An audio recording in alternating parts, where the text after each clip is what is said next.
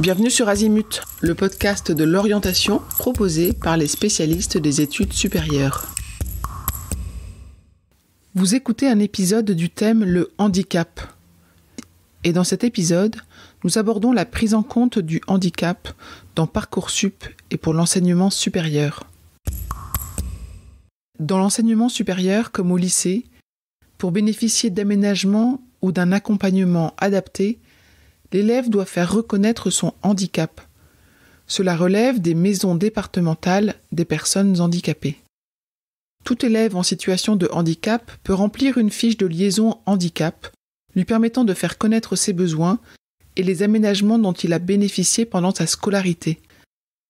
Même s'il n'a pas bénéficié d'accompagnement ou d'aménagement pendant sa scolarité au lycée, il est conseillé de remplir cette fiche qui pourra servir plus tard dans le processus.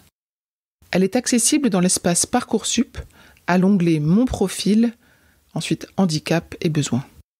Elle n'est pas transmise aux établissements pendant la phase d'examen des vœux et n'est donc pas prise en compte pour accepter ou non un candidat.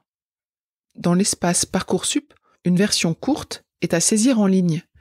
Elle sera transmise au rectorat si le candidat saisit la commission académique d'accès à l'enseignement supérieur, la CAES. Dans quel cas un candidat en situation de handicap peut-il saisir la commission académique d'accès à l'enseignement supérieur ? Premièrement, s'il ne reçoit que des réponses négatives. Deuxièmement, si sa situation lui impose de trouver une formation dans une zone géographique déterminée. Troisièmement, si les modalités d'accueil de la formation ne sont pas compatibles avec ses besoins.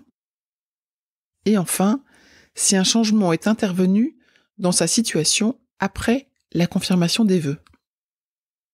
Si le candidat a oublié de remplir la fiche en ligne, il peut néanmoins saisir la CAES, les informations lui seront demandées à ce moment-là. Une version longue de la fiche peut être téléchargée et remplie une fois le candidat accepté dans une formation. Il l'envoie alors au référent handicap de l'établissement supérieur, sachez qu'il y en a obligatoirement un, pour que celui-ci prépare son arrivée et l'organisation de ses études. La situation de handicap ne donne pas de priorité pour l'obtention de logements étudiants en crous ou en internat. Retrouvez d'autres épisodes sur le handicap dans ce podcast. Cet épisode est terminé. À bientôt sur Azimut.